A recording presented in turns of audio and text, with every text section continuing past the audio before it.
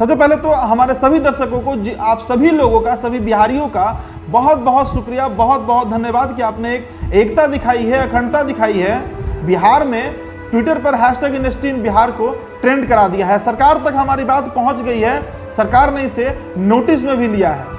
हम इस वीडियो में बात करेंगे क्या कारण है कि बिहार इंडस्ट्रीज में इतना पिछड़ गया 90 के बाद। 90 से 2005 के बीच का वो दौर था जब देश के हर राज्य अपने यहाँ विदेशी निवेशकों को बुला रहे थे अपनी पूंजी लगाने के लिए, तो बिहार में उल्टा फैक्ट्रियां बंद हो रही थी। तो जिम्मेदार किसको कहा जाएगा और क्यों नहीं कहा जाएगा?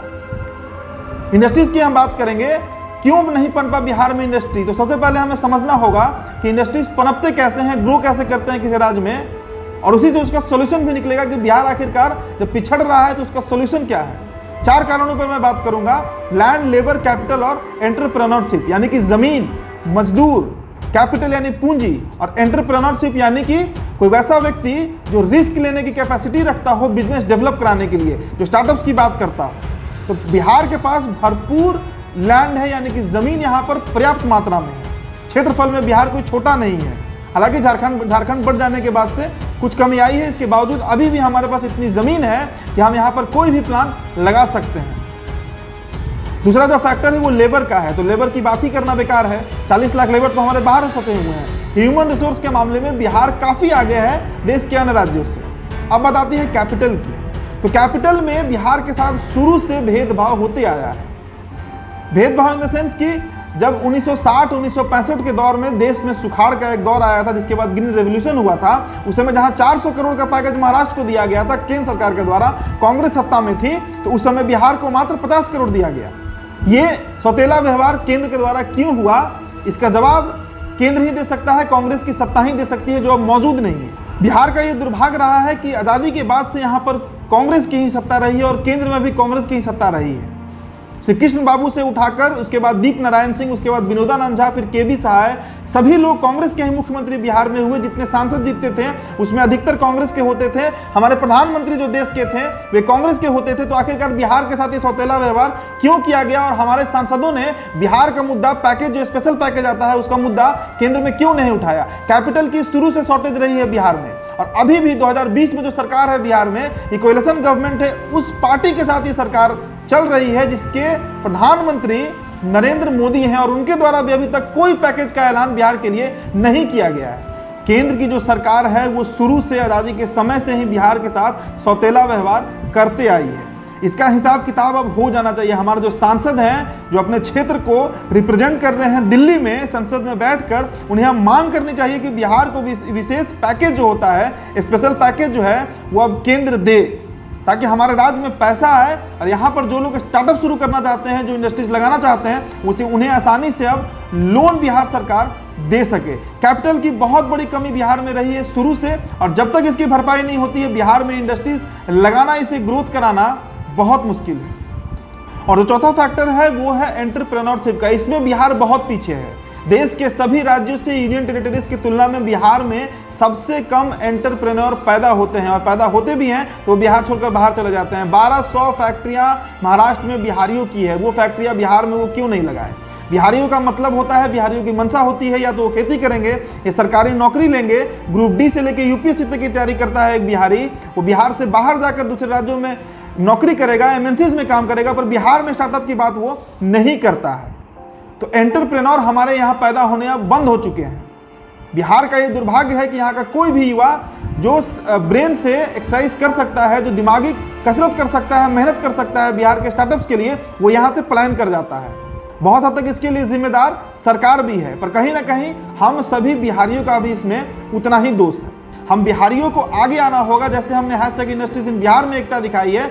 यहाँ के युवाओं को वापस बिहार आना चाहिए और बिहार में प्लांट्स लगाना चाहिए, स्टार्टअप्स की बात करनी चाहिए, सरकार के सामने अपना प्रोजेक्ट ले जाना चाहिए, और सरकार अगर नहीं मानती है तो सरकार बदल देना चाहिए। कास्ट पॉलिटिक्स बिहार में इस तरीके से हावी है 1990 के बाद, उसके पहले भी कास्ट पॉलिटिक्स था, पर 1990 ने इस कास्ट पॉलिटिक्स को बिहार में स्थापित कर दिया पूरी तरीके से। अगर स्थापित नहीं किया होता तो जो रवैया थी उस समय की सरकार की, वो कतई भी 95 में नहीं जीतती, पर 95 में वो सरकार जीतती है, 2000 में वो सरकार जीतती है, मुख्यमंत्री उस पार्टी के बनते हैं। ये बात प्रमाणित करता है कि बिहार में कास्ट पॉलिटिक्स जर कर चुका था।